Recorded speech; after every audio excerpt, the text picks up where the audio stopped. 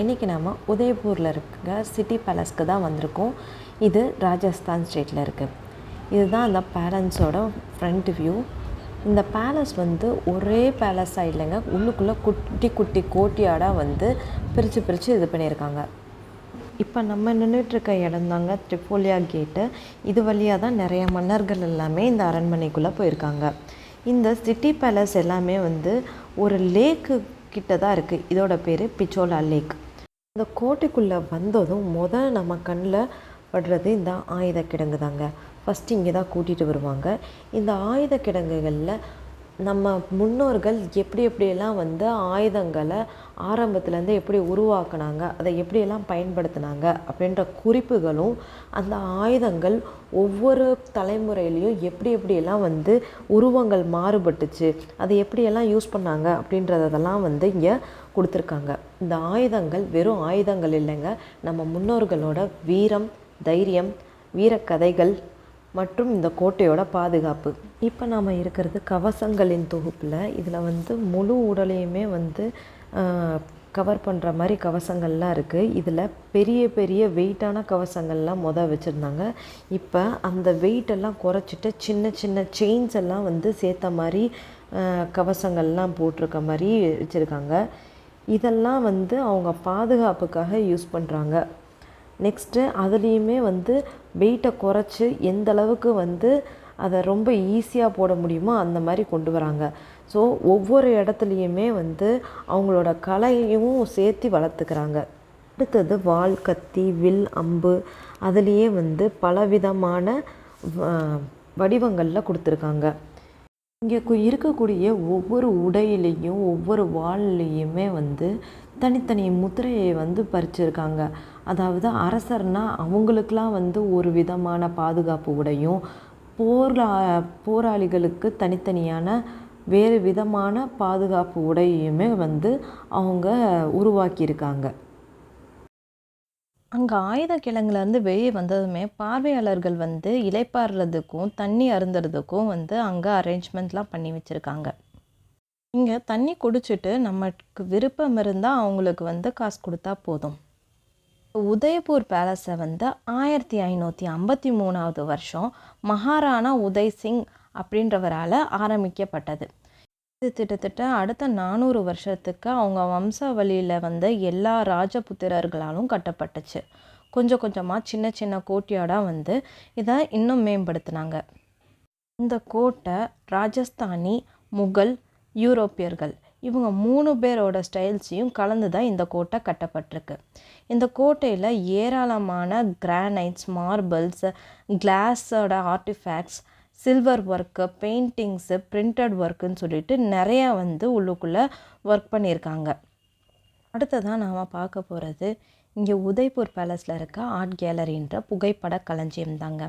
இந்த புகைப்பட களஞ்சியத்தில் ராஜாவோட வாழ்க்கைகள் மட்டும் இல்லாமல் சாமானிய மக்களுடைய வாழ்க்கை, அவங்களோட விழாக்கள், அன்றாட வாழ்க்கையில் நடக்கிற நிகழ்வுகள், பல விஷயங்களை பற்றி இந்த ஆர்ட் கேலரியில் நம்ம தெரிஞ்சுக்க போகிறோம்.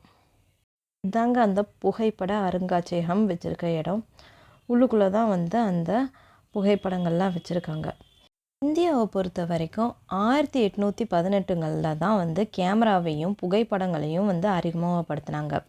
இங்கே ராஜஸ்தானில் இந்த உதய்பூர் பேலஸில் இருக்க மிக பழமையான புகைப்படமே 1860 எடுக்கப்பட்டதுன்னு சொல்கிறாங்க. அது மட்டும் இல்லைங்க, இங்கே நிறைய விதமான பெயிண்டிங்ஸு, போர்ட்ரேட்ஸ் எல்லாமே இருக்குது. இங்கே நம்ம பார்க்குறது மகாராணா பிரதாப் அவருடைய சிலையை தான் இங்கே வச்சுருக்காங்க, நம்ம பார்க்கணுங்கிறதுக்காக. அந்த காலத்தில் அவங்க எப்படி உடை போட்டிருந்தாங்க அப்படின்றதுக்கு ஏற்ற மாதிரி அந்த சிலை இருக்குது. அவர் போரில் இருந்தபோது எப்படி போனார், அங்கே எந்தெந்த இடத்துலலாம் போர் புரிஞ்சார் அப்படின்றது எல்லாத்தையுமே அவங்க ஃபோட்டோஸாகவும் வச்சுருக்காங்க. இங்கே இருக்க ஃபோட்டோஸ் எல்லாம் டிஃப்ரெண்ட் டைப்ஸில் இருக்குங்க. Albumin photo, silver gelatin photo, platinum printed photo montage, அப்புறம் பெயிண்டட் ஃபோட்டோஸ். பெயிண்டட் ஃபோட்டோகிராஃப் அப்படின்னா என்னென்னா, ஒரு புகைப்படத்தை எடுத்து அதில் நம்ம அந்த காலத்தில் இருக்கும்போது எல்லாமே கருப்பு வெள்ளையில் தான் வந்துச்சு.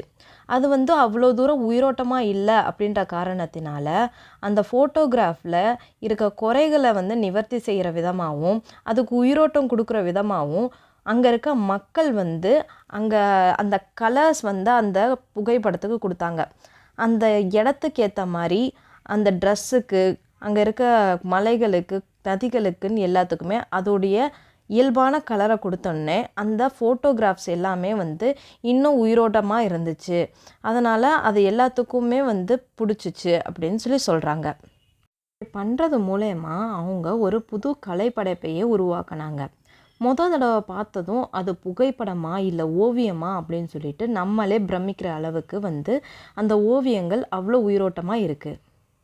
ஆரம்பத்தில் என்ன தான் தொழில்நுட்ப கோளாறை வந்து சரி செய்கிறதுக்காக பயன்படுத்தினாலும் மக்கள் நாளடைவில் வந்து அதை பயன்படுத்தி தங்களோட கற்பனை திறனை வந்து மேம்படுத்துறதுக்கும் ஒவ்வொரு புகைப்படத்துலேயும் அவங்களோட தனித்தன்மையை வந்து நிலைநாட்டுறதுக்கும் இதை வந்து அதிகமாக பயன்படுத்தினாங்க.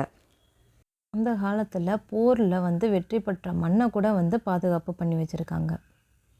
பெயிண்டட் ஃபோட்டோகிராஃபி இந்த அரண்மனையில் கிட்டத்தட்ட 250 பிக்சர்ஸ் கிட்ட இருக்குன்னு சொல்கிறாங்க.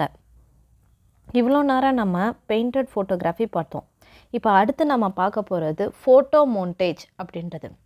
ஃபோட்டோ மோண்டேஜ் அப்படின்னா தனித்தனியாக எடுத்த சின்ன சின்ன புகைப்படங்களை எல்லாத்தையும் எடுத்து அதை ஒரே கோர்வையில் ஒரே படமாக ஆக்கிறது தான் ஃபோட்டோ மோண்டேஜ். இந்த ஃபோட்டோ மோண்டேஜ் மூலயமா நம்ம நிறைய கருத்துக்களை ஒரே புகைப்படத்தில் சொல்ல முடியுது. ஒரு கண்டினியூவிட்டி இருக்கும். இந்த இன்சிடெண்ட்டுக்கு அடுத்தது இது நடந்துச்சு, இதனால் இது விளைவாச்சு அப்படின்னு சொல்லிட்டு அவங்களுக்கு ஒரு கதையவே வந்து ஒரு புகைப்படத்தில் கொண்டு வந்துட முடியுது. அதனால் இது வந்து அப்போ ரொம்ப பிரபலமாக இருந்துச்சு.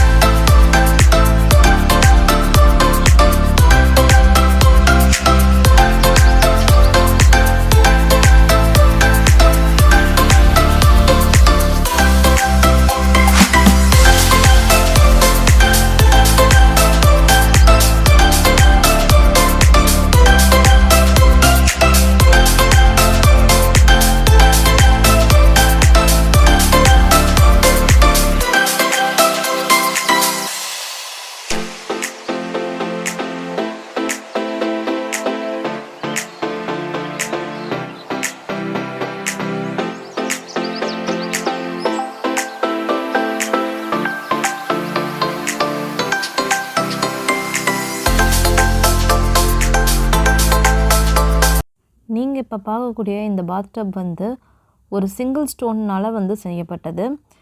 இங்கே இருக்க பில்லர்ஸ் எல்லாமே வந்து கொஞ்சம் கலர் மாறினாலும் இது எல்லாமே வந்து 450 வருஷம் பழமையான ஒரு கட்டிடம். இங்கேருந்து கீழே பார்க்குறதுக்கு வியூ வந்து டோட்டல் உதய்பூருமே தெரியுது. ரொம்ப அழகாக இருக்குது. இங்கே வர்ற டூரிஸ்ட் எல்லாருமே ஃபோட்டோஸ் எடுக்கிறதுக்கு இது ஒரு நல்ல ஸ்பாட்டாக வந்து. அது மட்டும் இல்லாமல் இங்கே எல்லா பக்கமுமே வந்து காற்றுக்கும் வெளிச்சத்துக்கும் எந்த ஒரு குறையும் இல்லைங்க. ரொம்ப சூப்பராக இருக்குது.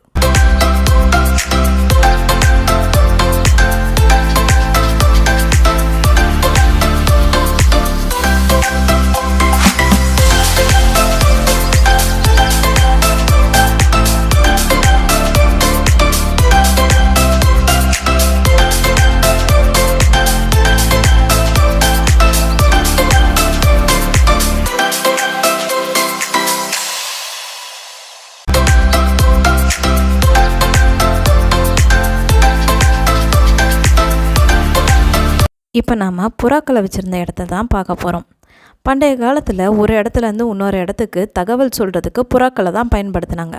அந்த புறாக்களை நம்ம சொல்படி கேட்குறதுக்கு பயன்படுத்துறதுக்கும் பயிற்சி கொடுக்குற இடமாவும், அந்த புறாக்களுக்கு என்னென்ன தகவல் கொண்டு வருதோ அந்த கொண்டு வர்ற தகவலை இந்த இடத்துக்கு தான் கொண்டு வரணும் அப்படின்னு சொல்லிட்டு பழக்கப்படுத்தி வச்ச இடமா இது இருந்துச்சு. பண்டைய ராஜபுத்திரர்கள் இந்த புறாக்களை வச்சுருக்கிறதே பெரிய கௌரவமாக நினச்சாங்க. விதவிதமான புறாக்கள், சொல்படி கேட்குற புறாக்கள் இதெல்லாம் அவங்க நிறையாவே வளர்த்தாங்க. இதை போர்க்களத்துலேயும் சரி, மற்ற நாடுகளுக்கு ஏதாச்சும் தகவல் கொடுக்கறதுக்கு எல்லாத்துக்குமே இதை அதிகமாகவே பயன்படுத்தினாங்க.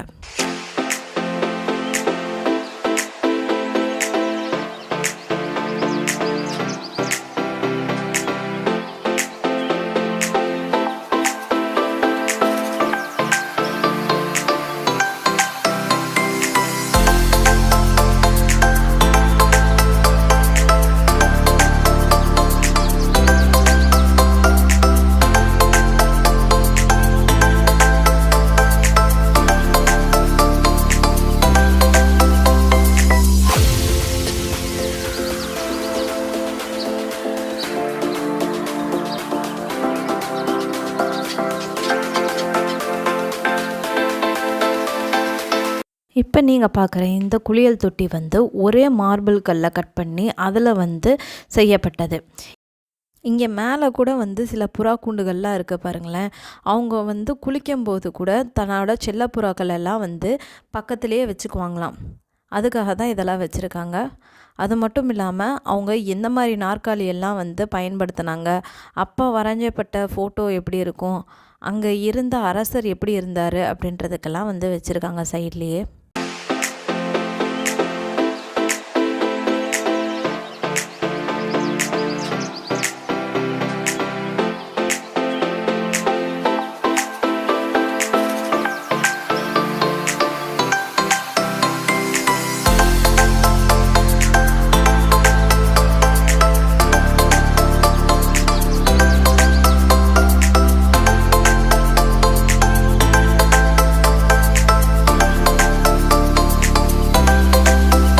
இந்த உதய்பூர் சிட்டி பேலஸ் எல்லா பக்கமும் இருந்தும் பிரம்மாண்டமாக இருக்கிறனால சின்ன சின்ன கதவுகள் வழியாக வெளியில் இருக்க அந்த உலகத்தை பார்க்குறதுக்கு ரொம்பவே அற்புதமாக இருக்குங்க. இந்த பேலஸில் அதிகமான அளவில் கிளாஸ் பெயிண்டிங்ஸ் வச்சுருக்காங்க. வெளிச்சம் இங்கே வரும்போது அந்த கிளாஸ் பெயிண்டிங்கில் பட்டு பிரதிபலிக்கும் போது இன்னுமே ஒவ்வொரு இடமுமே பார்க்குறதுக்கு ரொம்ப அழகாக இருக்குங்க. இவங்க வெளியில் கண்ணாடியில் பெயிண்டிங் பண்ணுறது மட்டும் இல்லாமல் உள்ளுக்குள்ளே கண்ணாடியை வச்சு ஒரு மாளிகையே கட்டியிருக்காங்க. அந்த கண்ணாடி மாளிகையை பார்க்கறதுக்கு ரொம்ப அற்புதமாக இருக்குது. அது எப்படி இருக்குன்னு சொல்லி நீங்களே பாருங்களேன்.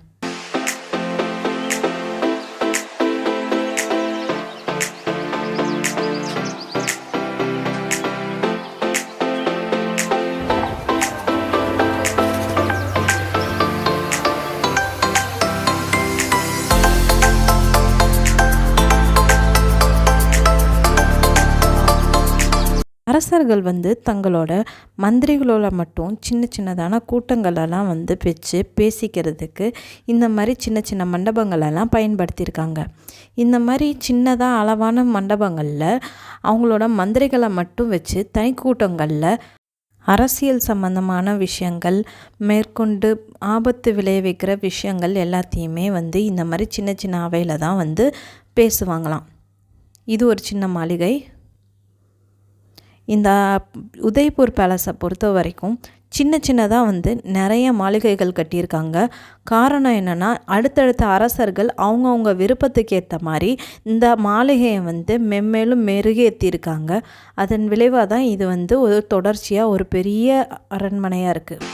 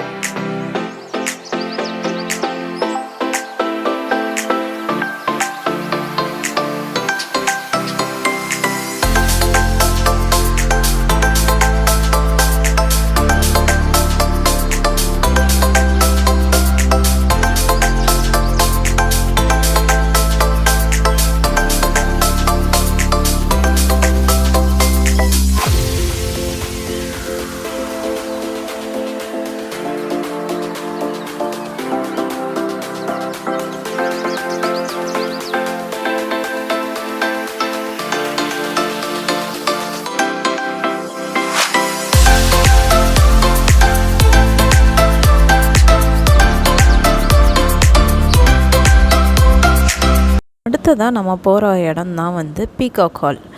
இந்த பீகாக் ஹாலை தான் வந்து ஹார்ட் ஆஃப் த பேலஸ் அப்படின்னு சொல்கிறாங்க. காரணம் என்னென்னா, இந்த பீகாக் ஹால் வந்து அவ்வளோ அழகாக இருக்குமாமாங்க.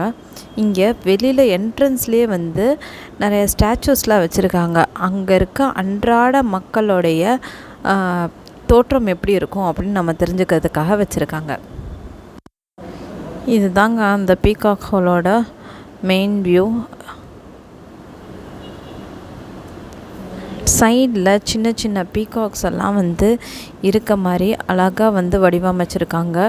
பீகாக்கோட அந்த மல்டி கலர்ஸும் வந்து இந்த சன்லைட்டில் பட்டு அந்த கிளாஸ் இதில் அப்படியே வந்து வெளியில் எல்லா பக்கமும் வந்து எமிஷன் ஆகிறது வந்து பார்க்குறதுக்கு ரொம்பவே வந்து சிறப்பாக இருக்குது. அந்த பிரதிபலிப்பு பார்க்குறதுக்கு இன்னுமே வந்து இந்த பேலஸோட அழகை மெருகேற்றி காட்டுது. இந்த பீகாக் ஹாலோட இந்த பேலஸ் டூர் முடிஞ்சுங்க. இதுதான் ஓவர் வியூ. நெக்ஸ்ட்டு எங்கே போகலாம் அப்படின்னு சொல்லிட்டு கமெண்ட்டில் சொல்லுங்கள். தேங்க்யூ.